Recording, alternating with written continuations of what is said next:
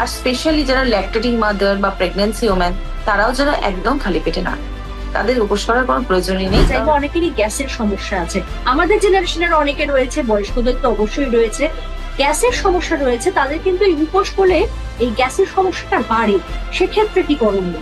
বয়স্কদের এখন অনেক রকমের হেলথ প্রবলেম চলে আসে, তাদের একটা মেডিকেশনের মধ্যে থাকতে হয়। বাড়িতে যদি আমরা যেটা সেই নুন চিনির জল করে খাইলে একদম। সেটাও একটা নুন চিনির আপনি শরবত। খেতেই পারেন, নুন চিনি শরবত করেও খেতে পারেন, কোনো অসুবিধা নেই। জল জিনিসটা কিন্তু উপোসের পরে এবং আগে ভীষণ জরুরি আপনার শরীরের জন্য। মানে আপনি যদি উপোস করে মনে করছেন যে হ্যাঁ থাকতে পাচ্ছেন, কোনো অসুবিধা নেই, কিন্তু জলটা ল্যাক করবেন না। নমস্কার, এশিয়ানেট নিউজ বাংলার বিশেষ অনুষ্ঠান সুস্থ থাকার সপ্তাহ নিয়ে আমি পর্ণা চলে এসেছি আপনাদের সামনে। আর প্রত্যেকটা এপিসোডের মতো আমাদের সঙ্গে এবারেও রয়েছেন বিশিষ্ট ডায়েটিশিয়ান মঞ্জুরি দে। মঞ্জুরি, স্বাগত জানাচ্ছি আপনাকে আমাদের এই অনুষ্ঠানে। সামনেই কালী পুজো, আমাদের মা কাকিমারা তো অবশ্যই, তার সঙ্গে আমাদের জেনারেশনের অনেকেই এই দিনটাতে উপোস করে থাকেন এবং নির্জলা উপোস করে থাকেন। উপোস করা নিয়ে আজকে একটু কথা বলবো। উপোস করা কি সত্যি শরীরের পক্ষে ভালো? কারা উপোস করতে পারবেন, কারা পারবেন না, আর উপোস করলে কি খাবেন, এই কয়েকটা টিপস একটু আজকে মঞ্জুরির থেকে আমরা নেব। মঞ্জুরি, বিভিন্ন পুজো পার্বণে, শুধু কালী পুজো বলে নয়, বিভিন্ন পুজো পার্বণে আমাদের বাড়িতে অনেকেই উপোস করে থাকেন। এই উপোস করা কি সত্যি শরীরের জন্য ভালো? সবার আগে বলি, বাঙালি হলো 12 মাসে 13 পার্বণ, মানে পুজো লেগেই আছে বাঙালি বাড়িতে। আর পুজো মানেই যে কোনো বাড়িতে একটা উপোসের রীতি, মানে এটা প্রচলিত হয়ে এসছে, এটা সবাই করবেন, এটা আমরা ছোট থেকে মা ঠাকুমার থেকেই আমরা জেনে এসেছি যেটা উপোস করবই।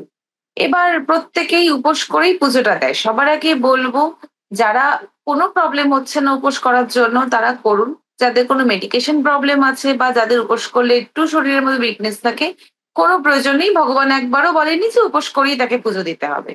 তো আপনি উপোস না করেও একটু কিছু খেয়ে, ভালো বা হালকা ফুলকা কিছু খেয়েও আপনি পুজো দিতে পারেন। আর উপোস করা যদি ভালো বা খারাপের প্রশ্ন এসে থাকে, তাহলে উপোস করা ভালো, খারাপ না। যদি আমরা বছরে যদি একবার কি দুবার উপোস করে থাকি তো সেটা কোনো প্রবলেম না। হ্যাঁ, এখন যদি মাসে আমার 4 দিনই উপোস পড়ছে বা মাসে 3 দিনই উপোস পড়ছে, তখন হয়তো আপনার শরীরে একটুখানি প্রবলেম আসতে পারে। কিন্তু উপোস করার কোনো ক্ষতি নেই। উপোস করলে পরে আমাদের ডাইজেস্টিভ সিস্টেমও খুব ভালো থাকে, কোনো প্রবলেম নেই। কিন্তু কিছু রীতি বা নিয়ম মেনে যদি আমরা উপোস করতে পারি, সেই প্রবলেম গুলো আমাদের কোনো রকমের শরীরে আসতেই পারে। আর যেদিন কেউ উপোস করবেন, ধরুন কালী পুজোর দিন কেউ উপোস করছেন, তার আগের দিন আহ, কি খাবেন যাতে পরের দিন থেকে অসুস্থ না হয়ে পড়ে? হ্যাঁ, এইটা ঠিক যে এটাই সবার আগে আমরা কোনোদিন খেয়াল করি না। আমরা জানি উপোসের দিনটাকে আমরা ভালোভাবে নজর দেই যে কি খাবো, কি খাবো না বা কিছুই খাচ্ছি না। কিন্তু উপোসের থেকে কিন্তু উপোসের আগে আর পরে এই দুটো টাইমকে খুব বেশি মেইনটেইন করতে লাগে। উপোসের আগের দিনটা বডিকে সাংঘাতিকভাবে হাইড্রেট রাখতে লাগে আর ফুল অফ নিউট্রিশনস ফুড খেতে লাগে। যাতে পরের দিন বডি হাইড্রেশনের জন্য কোনো রকমের প্রবলেম না আসে। উইকনেসটা সবার আগে আমি ফিল করবো, যেহেতু অনেক আছে নির্জল উপোস করে, একদমই জল খাবে না।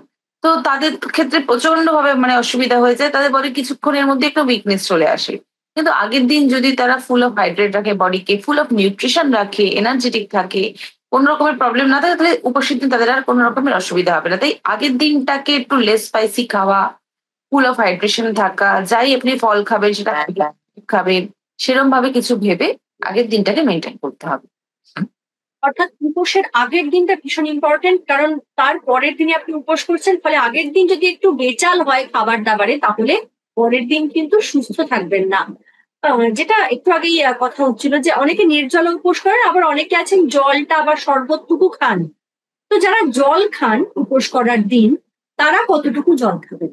হ্যাঁ, জল যেরকম আমাদের প্রতিদিনের দরকার পড়ে 8 থেকে 10 গ্লাস, ওরকম আমরা জল প্রতিদিনের মতনই খাবো। কিন্তু উপোসের ক্ষেত্রে কি হয়, সে সময় জল খেতে খুব একটা ইচ্ছা করে না। যে খাবার খেলে সেই জলের তৃষ্ণাটা থাকে। কিন্তু খাবার না খেলে পরে সেই জলের তৃষ্ণাটা থাকে না। তো জলের পরিমাণ সেই সময় আমাদের ল্যাক হওয়ার চান্স খুব বেশি থাকে। তো সেইটাকে খুব কেয়ারফুলি যেন জলটা পুরোপুরি মেইনটেইন থাকে। হ্যাঁ, সবসময় শুধু জল হয়তো ভাল লাগবে না। যদি আপনারা মনে করেন যে আপনারা ফল খেতে পারবেন, মানে এটা আপনাদের নিজস্ব মতামত, তাহলে সেই সময়টা আপনি ফ্রুট জুস দিয়েও মেইনটেইন করতে পারেন। যদি একান্ত না হয়, তাহলে গ্লুকোজ ওয়াটার খান বা ওআরএস ওয়াটার খান। তাতে কি হবে, বডিটা ডিহাইড্রেটও হবে না, আপনার এনার্জিরও কোনো ঘাটতি পড়বে না। এবং আপনাকে বাড়িতে যদি আমরা যেটা সেই নুন চিনির জল করে খাইলে একদম। সেটাও হ্যাঁ, একটা নুন চিনির হ্যাঁ, আপনি শরবত। খেতেই পারেন, নুন চিনি শরবত করেও খেতে পারেন, কোনো অসুবিধা নেই। কিন্তু মানে ওইটা হলে প্লেন ওয়াটারের থেকে যদি এই দিকটাও একটু করেন, তাহলে কি হবে, আপনার যে ডিহাইড্রেশন প্রবলেমটা আসবে না শরীরে। এনার্জিটা, যেটা আমাদের একটা নুন চিনির একটা ইকুয়েশন থাকে, সে যে ইকুয়েশন মেনটেনে যে আমাদের বডিটা এনার্জিটিক থাকবে, সেই এনার্জিটিকেও থাকে। আচ্ছা। আর যেটা জানবো যে উপোস ভাঙা উচিত কিরকম খাবার খেয়ে, মানে অর্থাৎ কালী পুজোর দিন ধরুন উপোস করছি, তার পরের দিন খাবো, সেদিন আমি কি খাবো যাতে অসুস্থ না হই? হ্যাঁ, সবার আগে যখন পুজো শেষ হবে, আপনি এবার উপোস ভাঙবেন, সে সময় কিচ্ছু না, প্লেন নরমাল ওয়াটার বা ডাবের জল খেতে পারেন সেই সময়টায়। যে মানে কোনো রকমের কোনো মানে খুব হেভি ফুড এগুলো যেন একদম না হয়। একদম আস্তে, আস্তে করে বডিটাকে নরমালে আনতে হবে। স্টার্ট করতে হবে প্লেন ওয়াটার দিয়ে। দেন আপনি জল খান, তারপর ফ্রুটস খান যেটা ইজিলি ডাইজেস্ট। সেই সময় ইজিলি ডাইজেস্ট যে জিনিসগুলো আছে সেগুলোকে খেতে হবে। ইজিলি যেমন ফ্রুটস খুব তাড়াতাড়ি ডাইজেস্ট হয়ে যায়, ইয়োগার্ট হয়ে যায়, নাটস হয়ে যায়। এগুলো দিয়ে আস্তে, আস্তে আপনি মানে স্টার্ট করুন। তারপরে আস্তে করে কোন রকমের সাথে স্পাইসি ফুড না, দেখবেন আমরা অনেকেই আছি যেটা উপোসের আগের দিনকে আমরা ভেজ খাই, উপোসের পরের দিনও ভেজ খাই। এটা একটা রীতি প্রচলিত আছে। এটা কিন্তু একটা হুম। সায়েন্টিফিক্যালি রিজনও আছে। রিজনটা হলো যদি আমরা উপোসের সাথে সাথেই ননভেজ খাওয়া শুরু করে দিই, এতক্ষণ টাইম ফাস্টিং এর পরে যদি সাডেন ননভেজ স্পাইসি ফুড আমরা খাই, তো আমাদের বডি ডাইজেস্টিভ সেই সিস্টেমটা থাকে না, পাওয়ারটা থাকে না, ডাইজেশন খুব প্রবলেম হয়। তো এই জন্য এই জিনিসটা আমাদের তৈরি হয়েছে যে আমরা উপোসের পরে কিন্তু যেন নন স্পাইসি ফুড, একটু লাইট ফুড দিয়ে খাওয়াটা স্টার্ট করতে হবে, যাতে সেই সময় কিন্তু ডাইজেশন পাওয়ারটা ঠিক থাকে না। হালকা হালকা করে বডিকে রিপ্লেস করে তারপরে আপনি হেভি ফুডে আসুন। হুট করে কোনো একটা রেস্টুরেন্টে চলে গেলাম, একটা হেভি ফুড খেয়ে আসলাম, একদম যেন সেটা না হয়। একটু জল খান, বাড়িতে তারপরে থেকে ফল খান। নিরামিষ খাবার খান, বাড়ির রান্না একদম, করা খাবার খান, যেটা আপনার শরীরকে সুস্থ রাখবে। একদম। আর বারবার জল খাওয়ার উপর গুরুত্ব দিচ্ছেন মঞ্জুরি, অর্থাৎ হুম। জল জিনিসটা কিন্তু উপোসের পরে এবং আগে ভীষণ জরুরি আপনার শরীরের জন্য। মানে আপনি যদি উপোস করে মনে করছেন যে হ্যাঁ থাকতে পাচ্ছেন, কোনো অসুবিধা নেই, কিন্তু হ্যাঁ, জলটা ল্যাক করবেন না। জলটা ল্যাক করলে কিন্তু শরীরের 100% চান্স থাকবে আপনার এনার্জিটাকে লস হওয়ার। তার জন্য ওই ওয়াটারের জায়গাটা আপনি বডিতে রাখুন। যারা নির্জলা করেন না, জলটা খাবেন, তারা ওই জায়গাটায় মেইনটেইন রাখুন। এটলিস্ট আপনি এনার্জি থাকবেন ওই পুজোটা কাটিয়ে ওঠার পর। ঠিক। মানে অন্তত নিজেকে হাইড্রেটেড রাখুন, সেটা হলেও অনেকটা শরীর সুস্থ থাকবে এবং পরের দিন অসুস্থ হয়ে পড়বেন না। মঞ্জুরি, যারা শরীর চর্চা করেন, ব্যায়ামের মধ্যে থাকেন, তারা কি উপোসের দিন শরীর চর্চা করতে পারেন? না, উপোস করলে পরে একদমই আমি বলব না এক্সারসাইজ করার জন্য। কারণ সেই আচ্ছা। সময় এক্সারসাইজ করলে আপনি ওয়াটার খাচ্ছেন, ঠিক আছে? জল খাচ্ছেন, সব ঠিক আছে। কিন্তু সেই সময় যদি এক্সারসাইজ করেন, আপনার আরো বেশি দরকার পড়বে এনার্জির। তখন ওয়াটার আপনাকে কতটা এনার্জি দিতে পারবে? সেই এনার্জিটা তো আপনার তখন ফুল মিট আপ হবে না আপনার বডিতে। তো সেই দিনের জন্য এক্সারসাইজ করাটাকে বাদ দেওয়াটাই বেটার। আপনি নরমাল শরীর যেদিনকে, থেকে হ্যাঁ, বিরতি নরমাল ডে, নেওয়াটাই উচিত। একদম নরমাল ডে এর মতন আপনি লিড করুন। সেদিনটা শুধু ওয়াটার খান, কিন্তু কোনো এক্সারসাইজ বা কোনো ভারী কোনো ওয়ার্ক এর সাথে সেদিনকে যাবেন। একদম। আর অতিরিক্ত উপোস অনেকেই অনেক বাড়িতেই আছেন বিভিন্ন দিনে বিভিন্ন পুজো পার্বণে, যেটা আপনি বললেন যে ১২ মাসে ১৩ পার্বণ, বিভিন্ন পার্বণেই অতিরিক্ত উপোস করে থাকেন। সেটা শরীরকে বোধহয় ক্ষতিই করে। খুবই ক্ষতিকর। অনেকেই আছেন যেমন উইকে একটা দিন করে ফাস্টিং করেন। হুম। হয়তো কেউ থার্সডে তে বা কেউ স্যাটারডে তে, এরকম অনেক বাড়িতে একটা প্রচলিত আছে যে বাড়ির মেয়ে বউরা যে একটা উইকের একদিন একটা ফাস্টিং। সেই উইকের ওই দিনটা ফাস্টিং না খেয়ে সে অন্যভাবে সেই জিনিসটাকে, হ্যাঁ আমি মানছি এটা তার সম্পূর্ণ নিজস্ব মতামত। হুম। কিন্তু আমি অ্যাজ আ ডায়েটিশিয়ান বলব যে এভরি উইকে যদি আপনি একটা ফুল ডে ফাস্টিং থাকেন, এইভাবে এভরি উইকে করতে, করতে এটা কিন্তু আপনার নিউট্রিশন এর প্রচুর ঘাটতি পড়বে। আপনার যে পেটটা এম্পটি স্টমাক থাকছে, সেই এম্পটি স্টমাকের জন্য আপনার প্রচুর অ্যাসিড রিফ্লাক্স করছে। সেই অ্যাসিডের থেকে আপনার বডিতে প্রবলেম আসতে পারে। তো একদম মানে এটলিস্ট মাসে 1 ডে করছেন, এনাফ। কিন্তু এভরি উইক মানে মাসে যদি 4 ডেজ থাকে, তাহলে কিন্তু আপনার শরীরে অনেকগুলো প্রবলেম আসতে পারে। ঠিক। আর উপোস করছি, যে সময়টা উপোস করছি, যে দিন উপোস করছি, সেই দিনটা কি, কি মাথায় রাখবো? যে সবার আগে যে ৩ টে উপোস করছেন, সকালবেলা উঠে আপনি এটলিস্ট জলটা খাবেন। নরমাল প্লেন ওয়াটার খাবেন। কোল্ড অ্যান্ড হট ওয়াটার সেদিকে যাবেন না। ওয়ার্ম এ যান, ঠিক আছে। খুব কোল্ড বা খুব হট ওয়াটার একদমই খাবেন না। আমাদের ডাইজেশন খুব প্রবলেম হয় সেটাতে। তার জন্য সকালবেলা নরমাল ওয়াটার খান। এবার তারপরে আস্তে, আস্তে সিপ, সিপ, সিপ অল্প, অল্প করে, করে, করে ওয়াটারটা খাবেন। যখন উপোস ভাঙবেন তখনও সিপ, সিপ করে ওয়াটার খাবেন। একবারে অনেকটা জল খেয়ে নেবেন না, হয়তো একটু ভমিটিং ফিলিং আসতে পারে। কারণ আপনার পেট পুরো ফুললি তখন এম্পটি। তখন আপনার খাওয়ার ইচ্ছে থাকবে না। তার জন্য একবারে অনেকটা জল না খেয়ে সিপ, সিপ করে ফুল ডে তে ওয়াটারটাকে ডিভাইড করে নেবেন। যাতে জলের কোনো ঘাটতি শরীরে না হয়। এমনিতে অন্যান্য দিন আমরা যেরকম ২.৫ থেকে ৩ লিটার জল খাই, সেই দিনও কি সেই পরিমাণেই জল খাবো নাকি তার থেকে একদম, বেশি খাবো? একদম। সেদিনও সেই পরিমাণেই জল খাবো। আচ্ছা তার থেকে বেশি থেকে যারা বেশি পারবে একটু বেশি তো ঠিক আছে, কিন্তু সেদিন সেই পরিমাণেই জলটা খাবো, জলটার কোনো পরিমাণ ঘাটতি হবে না। আর বয়স্করা অনেক সময় উপোস করেন, কথা শুনতে চান না তারা, তারা বয়স্করাও চান উপোস করতে, যেটা তারা সারা জীবন ধরে করে এসেছেন, কিন্তু সেটা তাদের শরীরের জন্য তো খুব একটা ভালো নয়। তো তাদের জন্য কি পরামর্শ দেবেন? হ্যাঁ, তাদেরকে বলবো যে দেখুন, বয়স্কদের এখন অনেক রকমের হেলথ প্রবলেম চলে আসে, তাদের একটা মেডিকেশনের মধ্যে থাকতে হয়, হয়তো কারোর প্রেশার তো কারোর সুগার, এই জিনিসগুলো তাদের প্রবলেম মোটামুটি একটা এজের পরে চলেই আসে। কিন্তু এই সিচুয়েশনে যদি তিনি মানে উপোস করেন, তো তার এই যে সুগার আর প্রেশারের যে মেডিসিন খেতে হয়, সেই মেডিকেশনের জন্য কিন্তু এমটি স্টমাক একদম চলবে না, তাকে ফুড দিতেই হবে। নইলে কিন্তু যাদের ডায়াবেটিস পেশেন্ট, তারা যদি একদম এমটি স্টমাক থেকে ডায়াবেটিস এর মেডিসিন খায়, সঙ্গে সঙ্গে তাদের কিন্তু সুগার ফল্ট করবে। তো সেই দিকটা তারা একটুখানি ফলো রাখবেন, যে ডাক্তারকে বলবেন, ডাক্তারের পরামর্শ নেবেন। কিন্তু আমি এইটুকুনি বলবো যে কোনোভাবেই যেন খালি পেটে তারা যেন অ্যাটলিস্ট যারা মেডিকেশনে আছে তারা না থাকে। আর স্পেশালি যারা ল্যাকটেটিং মাদার বা প্রেগনেন্সি ওম্যান, তারাও যেন একদম খালি পেটে না, তাদের উপোস করার কোনো প্রয়োজনই নেই, কারণ তাদের উল্টো কিন্তু ক্ষতিই হবে। আর অবশ্যই এই কথাটা মাথায় রাখবেন, যারা প্রেগন্যান্সি জার্নিতে রয়েছেন তারা যেন উপোস না করেন, কারণ তাহলে কিন্তু আখেরে শরীরের ক্ষতি হবে। একদম শরীরে কোন কোন রোগ থাকলে উপোস একদম করা যাবে না? অনেক প্রবলেম হয়, যেমন ডায়াবেটিস, প্রেশার, তারপরে হার্টের কোনো যদি প্রবলেম থাকে, এই ধরনের প্রবলেম গুলো কি হয়, তাদের একটা কিন্তু মেডিকেশনের সাথে থাকতে হয়। এবার এই মেডিসিন গুলো যে যখন চলবে, এই মেডিসিন গুলোর অ্যাটলিস্ট মানে দেওয়ার সাথে, যেমন যাদের ইনসুলিন চলে, ডায়াবেটিস পেশেন্ট যারা ইনসুলিন হ্যাঁ, চলে, তারা তো কোনোভাবেই পারবেন না, কারণ তাদেরকে ইনসুলিনের সময় কি থাকে যে 30 মিনিটের মধ্যেই খেতে হবে। হয়তো ইনসুলিনটা পুশ করলে তার 15 মিনিটের মধ্যেই খেতে হবে, এমনও কিছু ইনসুলিন থাকে হয়তো আপনি দিলেন, দিতে দিতে আপনাকে মানে সাথে সাথে ফুডটা মুখে দিতে হবে। ঠিক। তো মানে সেই ক্ষেত্রে তাদের ক্ষেত্রে কিন্তু সাংঘাতিক লেভেলে চলে যাবে প্রবলেমটা, তারা কিন্তু কখনোই উপোস থাকতে পারবে না। তাদেরকে খাবার ইনস্ট্যান্ট দিতেই হবে। তাদের গ্লুকোজটা যদি সেই মুহূর্তে ড্রপ করে, তাহলে কিন্তু তাদের সুগার ফল্ট হয়ে যাবে, তাদের একটা অন্যদিকেও প্রবলেম চলে আসতে পারে। অন্যদিকে প্রবলেম চলে যাবে, অন্যদিকে শরীরের অসুস্থতাটা চলে যাবে। চলে আসে। অবশ্যই। উপোস করার আগের দিন বা উপোস করার দিন ঘুম কতটা জরুরি?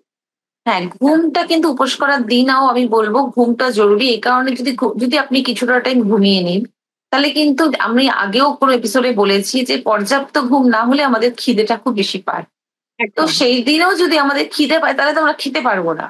তো সেই জন্য আমাকে কি করতে হবে, যেন ঘুমটা এটলিস্ট 7 to 8 আওয়ার্স এর ঘুমটা যেন আমার ভালোভাবে হয়। এটলিস্ট ঘুমটা যদি ঠিকঠাক হয়, আমার খিদের ইচ্ছেটা থাকবে না। আর যদি আপনি না ঘুমান, আপনার একটা খিদের ইচ্ছে সমানে কন্টিনিউয়াসলি খেতে ইচ্ছা করবে, যেটা আপনি সেদিন খাবেন না। তো আপনার ঘুমটা যেন একদম প্রপার ওয়েতে হয়। নাহলে কিন্তু আপনার খাওয়ার ইচ্ছাটা বারবার পেতে থাকবেন, আর সেদিনকে আপনি ফাস্টিং এ আছেন। মঞ্জুরি, অনেকে এমন আছেন যারা সুগার প্রেশারের মতো ওষুধ খান, থাইরয়েডের ওষুধ খান, এবং কিছু ওষুধ আছে যেটা খাবার পরে খেতে হয়। সেক্ষেত্রে যদি তারা উপোস করতে চান, তাদের জন্য কি পরামর্শ দেবেন? তাদের জন্য একটাই কথা বলবো, যারা ওরাল মেডিকেশনের সাথে রয়েছেন, যেমন থাইরয়েড বা প্রেশার বা সুগার, ডায়াবেটিস এর পেশেন্ট যারা ওরাল মেডিকেশন নিচ্ছেন, তাদের ক্ষেত্রে হয়তো সেদিনের জন্য আমি বলতে পারি আপনি আজকের ডোজটা নেবেন না, যখন আপনি ফাস্টিং এ আছেন, যখন আবার খাবার খাবেন তখন নেবেন। কিন্তু যাদের ইনসুলিন নিতেই হবে, ইনজেকশন মানে ওটা তো ইনজেকশন বেস, এটা ইন্টারভেনাস দিতে হ্যাঁ, লাগে, তো সেই ক্ষেত্রে কি হবে, আপনার না নেওয়াটাই বেটার। এই মানে আপনার সেদিনেরটা আমি একটা কথাই বলবো যে নয় ইনসুলিনটা দেবেনই না, আর অনেকের আছে সেদিন দিতেই হবে, ডোজ মিস করা যায় না। তো তাদের কিন্তু উচিতই না কোনোভাবে ফাস্টিং করা, কারণ তার সাথে সাথে 30 মিনিটস বা 15 মিনিটস এর মধ্যে যদি সে খাবার না খায়, সে কিন্তু যে কোনো মুহূর্তে মাথা ঘুরিয়ে পড়ে যেতে পারে, তো সুগার ঠিক, ফল্ট হতে পারে। ঠিক। অর্থাৎ ওরাল মেডিকেশনের ক্ষেত্রে সেটা কিছুটা হলেও বিরতি নেওয়া যেতে পারে, কিন্তু যারা ইনসুলিন নিচ্ছেন তাদের ক্ষেত্রে একেবারেই উপোসটা করা বাঞ্ছনীয় নয়। হ্যাঁ, বলে সবচেয়ে আমি মেনলি বলবো যারা এই সমস্ত রোগের সাথে আছে বা মেডিকেশন চলছে, তাদের যদি খুবই দরকার, অনেকের অনেক পার্সোনাল অনেক প্রবলেমের জন্য তাদের হ্যাঁ, হয়তো হ্যাঁ, ফাস্টিংটা দরকার হতে পারে, তো তারা বেটার হয় ডাক্তারের সাথে একটু পরামর্শ নিয়ে নেবেন যে এই একদম। মেডিসিনটা কোনোভাবে স্টপ রাখা যায় কিনা, সেই দিনের জন্য একটু পরামর্শ নিন। অবশ্যই চিকিৎসকের পরামর্শ ভীষণ জরুরি এক্ষেত্রে। তবেই আপনি কিন্তু পরবর্তী ধাপটা নেবেন। আর উপোস করার সময় কি ফল খাওয়া যাবে, নাকি তাতে শরীর বেশি ক্ষতি হবে শরীরে? না, না, উপোসের সময় ফল খেতেই পারেন। ইজি টু ডাইজেস্ট যেকোনো জিনিস আপনি খেতে পারেন। যেমন ফল, তারপরে নাটস, তারপরে আপনার ইয়োগার্ট, এগুলো যেমন কি ডাইজেশন এ কোনো প্রবলেম হয় না। এটা খেতেই পারেন। কিন্তু অনেকের আছে অ্যাসিড রিফ্লাক্স করে। যেমন কোনো হ্যাঁ, অ্যাসিডিক ফ্রুট খেলে পরে অ্যাসিডিক ফ্রুট গুলো কি হয়, বা একই তো এমপ্টি স্টমাক, কোনো ফুড নেই। তার মধ্যে যদি অ্যাসিডিক টাইপের কোনো ফুড খাওয়া হয়, সেই ফ্রুটে আপনার অ্যাসিড আরো বেশি বাড়তে পারে। তো সেটা আপনার শরীরের উপর ডিপেন্ড করছে। যদি আপনার মনে হয় যে কোনো অ্যাসিডিক যে ফ্রুট যেমন লেমন থাকে, এই ধরনের ফ্রুট গুলো কি একটু অ্যাসিডিক হয়, খেলে পরে হয়তো আপনার অ্যাসিড হচ্ছে, তো সেই সময় আপনার না খাওয়াটাই বেটার। আমরা অনেকেই দেখেছি যে যারা উপোস করছেন তারা বাড়ি বাড়ি চা খাচ্ছেন, কফি খাচ্ছেন। সেটা খাওয়া কি উচিত নাকি এর কোনো বিকল্প আছে? আর চা, কফি যদি বলুন, আমি তো ক্যাফিনেটেডটা একদমই না করব। এর থেকে যদি চা খেতেই হয় আপনার সিনামন ট্রি বা যেকোনো হার্বাল ট্রি, হার্বাল ট্রিটা আপনি খান, কোনো রকমের প্রবলেম নেই। আর ক্যাফেন জাতীয় যেই ধরনের এগুলো হয় সেই ধরনের খাবারটা না, মানে সেটা কফি হোক বা টি হোক, সেটাকে অ্যাভয়েড করুন। সেটাকে অ্যাভয়েড আচ্ছা। করাটাই বেটার, মানে এই ফাস্টিং এর দিন বলতে সেটা আপনার শরীরের মধ্যে আরো বেশি কি প্রবলেম, কারণ আপনি ফাস্টিং এ রয়েছেন, কোনো ফুড নেই। তো বেটার হয় সেই ক্যাফেনেটেড ট্রিটা মানে জাস্ট এড়িয়ে চলুন, আর হার্বাল টিটা আচ্ছা, হার্বাল টির মধ্যে গ্রিন টিও পড়ছে তো? একদম গ্রিন টি। গ্রিন টিও পান করা যেতে পারে, কিন্তু হুম। ওই দুধ চা বা কফি না, সেটাকে একটু। হ্যাঁ, সেটাকে না করাটাই বেটার, কারণ ওটাতে আপনার উল্টো অ্যাসিডিটির প্রবলেমটা অনেকে বাড়িয়ে যাবে। বলেন যে চা কফি পান করলে তাদের শরীরে এনার্জি আসছে উপোস করার হ্যাঁ, সময়, হ্যাঁ, সেটা হ্যাঁ, সেটা এটা না আছে, কারণ করলে। পুজোর সময় একটা এনার্জি লস থাকে, সেটা আপনি একদম। জল দিয়ে সে এনার্জিটাকে ইয়ে করুন। আপনি ওয়াটারের মধ্যে একটু নুন চিনি মিশিয়ে বা ওআরএস খেয়ে বা গ্লুকোজ ওয়াটার খেয়ে বা ফ্রুট জুস খেয়ে সেই এনার্জিটাকে রাখুন। বা হার্বাল টি খান, যেমন সিনামন টি বা জিঞ্জার টি, এই ধরনের টি খান। তাতেও কোনো এনার্জি আপনার প্রবলেম হয় না, কিন্তু ক্যাফেন জাতীয় যে জিনিসটা থাকে সেটাকে খাবেন, তাতে প্রবলেম আসতে পারেন, যেহেতু আপনি ফাস্টিং এ আছেন। না হলে পুরো দিনে একবার খেলে পরে কারো কোনো প্রবলেম হবে না, কিন্তু অসুবিধা হয়। যেহেতু ফাস্টিং এ আছে, আপনার পেটে কোনো ফুড নেই, সেই দিনটার ক্ষেত্রে প্রবলেম হবে। আচ্ছা। আর একটা বিষয় জানতে চাইবো যে কালী পুজো তো অনেক গভীর রাতে হয়, ফলে সেক্ষেত্রে সারাদিন মানে অনেকক্ষণ উপোস করে থাকতে হুম, হয়। বিশেষ করে কালী পুজোর দিনেই কিন্তু এই সমস্যাটা হয়, সমস্যা। কারণ গভীর রাতে পুজো। যদি খিদে পেয়ে যায়, কি করণীয়, কি বিকল্প আছে, কি খাওয়া হ্যাঁ, যেতে পারে? সারাদিন বারে বারে জল খান।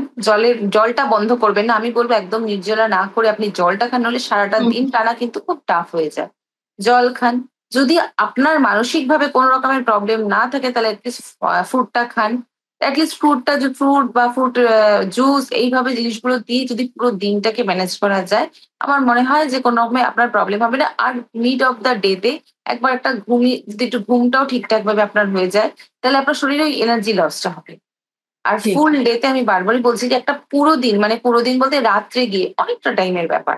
তার জন্য জলে এটলিস্ট একটু গ্লুকোজ মিশিয়ে ওআরএস ওয়াটার বা ফ্রুট জুস এগুলো খেলে না আপনার এনার্জিটা ঠিকঠাক থাকবে। বডি ডিহাইড্রেট হবে না, এনার্জিটাও ঠিক বজায় থাকবে। আপনার পুরো রাত অব্দি আপনাকে টানতে হবে উপোস করার জন্য। একদম, একদম। অর্থাৎ মঞ্জুরি, আপনি কিন্তু বারবারই সেই একটা বিষয় সতর্ক করছেন যে নির্জলা উপোস নয়, জল খেয়ে উপোস করুন। উপোস করুন কিন্তু জলটুকু অন্তত খান, তাহলে শরীর সুস্থ থাকবে। অ্যাসিড রিফ্লাক্স এর কথা কিছুক্ষণ আগেই হচ্ছিল, এটা জানতে চাইবো। অনেকেরই গ্যাসের সমস্যা আছে, আমাদের জেনারেশনের অনেকে রয়েছে, বয়স্কদের তো অবশ্যই রয়েছে। গ্যাসের সমস্যা রয়েছে, তাদের কিন্তু এই উপোস করলে এই গ্যাসের সমস্যাটা বাড়ে। সেক্ষেত্রে কি করণীয়? হ্যাঁ, অনেকের আছে এই ধরনের একটা প্রবলেম আছে, যে হুম। আমি আগেও একটা এপিসোডে বলেছিলাম যে হ্যাঁ। আমাদের কি হয়, আমাদের খাবার ২ থেকে ৩ ঘন্টার মধ্যেই ডাইজেস্ট হয়ে স্টমাক হুম। ডাইজেস্ট করে ফেলে। তার মানে স্টমাক যখন ডাইজেস্ট করে ফেলছে, তার মানে স্টমাক ফুললি তখন খালি, একদম এমটি থাকছে। সেই সময় একটা HCl সিক্রিয়েশন হয়। আর ওই যে অ্যাসিডটা সিক্রিয়েশন হচ্ছে, সেটা গিয়ে ওটা রিফ্লাক্স করে আমাদের আপার দিকে। তখন অনেকের যাদের মানে গলব্লাডারের প্রবলেমও থাকে, তাদের ক্ষেত্রে প্রচুর রকমের প্রবলেম হয়। ঠিক আছে? তাদের একটা মানে পিঠে, বুকে একটা ব্যথাও স্টার্ট হয়ে যায়, যাদের মানে এই অ্যাসিডের প্রবলেম গুলো থাকে। তাদের এই যে প্রবলেম, যারা অ্যাসিডিটির সমস্যাতে যারা ভুগছেন, তাদেরকে মেইনই অ্যাসিডিটির মেইন মেডিসিনই হলো বারে, বারে খাবার দেওয়া। এটা আমরা এক কথায় বলে থাকি যে বারে, বারে খাবার দেওয়া। এটলিস্ট ২ ঘন্টা বাদে, বাদে যেন স্টমাক কোনোভাবেই এমপ্টি না থাকে। এবার ফাস্টিং এর ডে তে আপনি কিভাবে বারে, বারে খাবার দেবেন? আপনি তো হ্যাঁ। খাবারই খাচ্ছেন না। তো সেই ক্ষেত্রে আপনাকে বারবারই একটা অপশন হতে পারে, একদম নির্জলা তো করবেনই না। আর সাথে একটু ফ্রুটস খান বা আদার্স কোনো জিনিস আপনি খেতে পারবেন, এরকম জিনিস আপনি রাখুন, যে জিনিসগুলো এটলিস্ট আপনি কিছুক্ষণ বাদে, বাদে খাবেন। নয় ফ্রুটস বারবার খাওয়া পসিবল হয় না, ভাল লাগে না। সেভাবে আপনি নাটস খান।